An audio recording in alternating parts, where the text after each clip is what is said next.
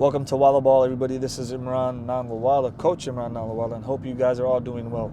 So wanted to specifically talk to my own players and whoever else can benefit about some of the things that we do in practice, right? Basketball is a game that is predicated on ball movement, player movement. I always say this in practice: move the ball, move yourself.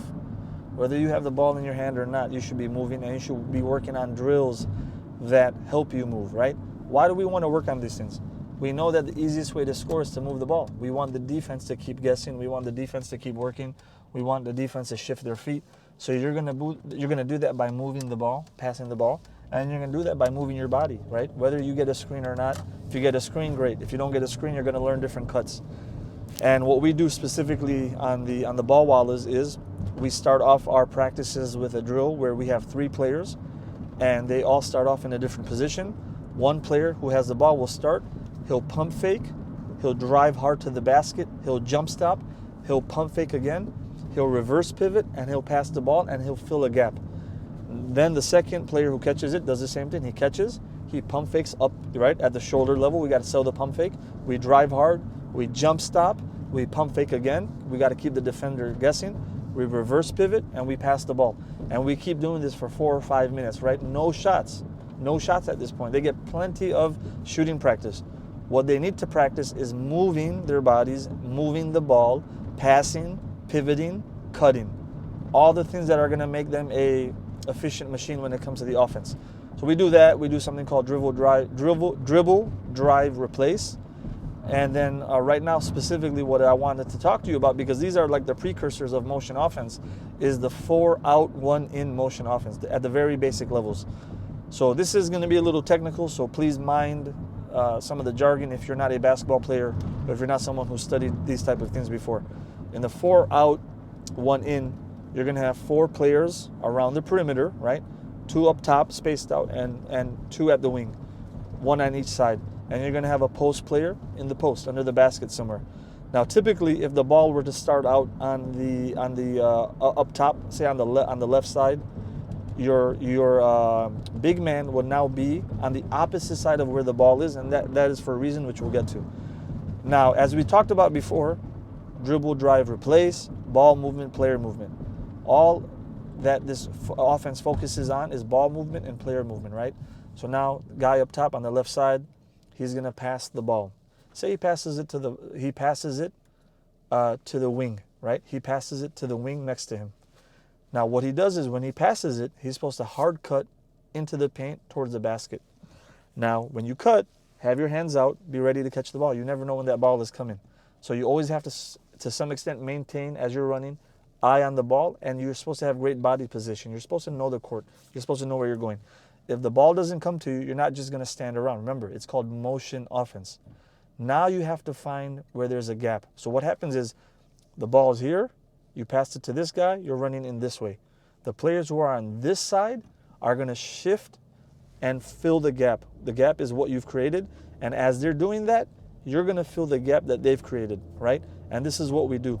Everyone is just filling a gap, and everyone who passes the ball, rule number 1, when you pass the ball, you have to cut to the basket. You have to cut hard to the basket, and you have to be ready for the ball. And as I mentioned before, if the ball stays on the left-hand side, then we're going to want the big man to stay on the side he was on originally. But say the player had swung the ball this way, right? We want the big man to now cut to the opposite side. Why do we want to do that? Let's say the ball's on this side, on this wing. We want the perimeter players to be able to cut to the basket because now the defense has shifted, and hopefully I'll have the editing team edit all this into me speaking so you can see it visually. There's going to be gaps, right? This is an offense we can run, or we run when there's a zone defense, and hopefully it's a 2-3. So when the defense shifts, we want the big man to also take his defender away from the side where the ball is, in case the man with the ball wants to drive in, or the person that is right next to him wants to cut in.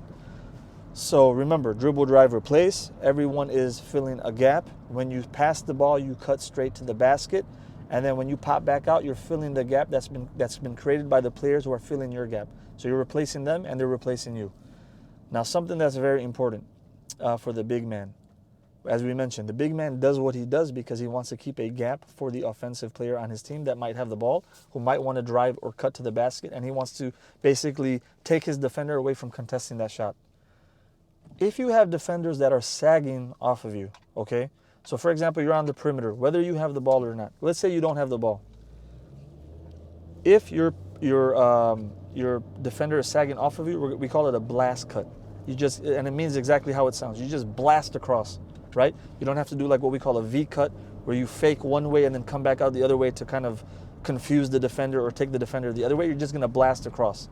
And you want to be able to take advantages of situations like this. If you got a defender who's being lazy, if you got a defender who's sagging off of you, if you got a defender who's got his eyes turned away from you, even cut towards the basket.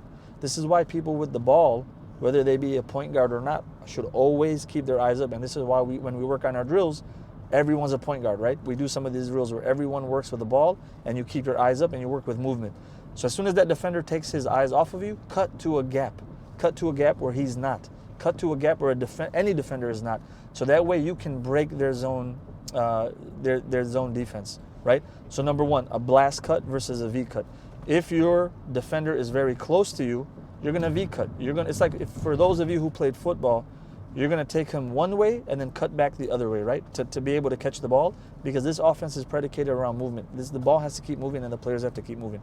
So the reason we're doing this 4-out-1 is we're looking for gaps, we're looking for opportunities, we're looking to make the defense work, get lazy, maybe make a mistake, and then we take advantage of the mistake. And I remember, I say this all the time. We learn the fundamentals and then we freestyle. So yes, it's predicated around motion and movement. The post player is always supposed to be opposite of the ball. You pass, then you cut to the basket, then you fill the gap. The other players rotate to where you were, generally in that area. And but at times, right, freestyling, you see a defender being lazy, cut to the basket. You see a defender being lazy, cut to the middle. And this is one of the best places to attack a zone defense, is right from the middle, right? Imagine now you're a guard, you cut to the middle because a defender is being lazy, you catch the ball, and you seal the guy who's now behind you. The defender of the big man is probably going to come towards you because he has to now fill that gap. Simple pump fake, bounce pass to the big man, easy two. Fake a bounce pass, lob it to the big man, easy dunk, easy layup. So many opportunities when you learn the fundamentals of the game. Freestyling, as I always say, is something more advanced players can do when they get more comfortable and they learn the basics. Something that the big man can do now. Let's say the ball's on this side. Again, we'll use a diagram. And the big man sees his defender is being lazy. Now he can actually cut to the side in the post where the ball is, seal the lazy big man defender, catch the ball, go up for the shot. Easy 2 points or a foul. So hopefully you understand why we run a motion offense, or what the basic concepts of a 4-out-1 in motion offense are. We'll make some more advanced and complex videos. We'll also diagram some of this out over me speaking, and look forward to seeing you next time.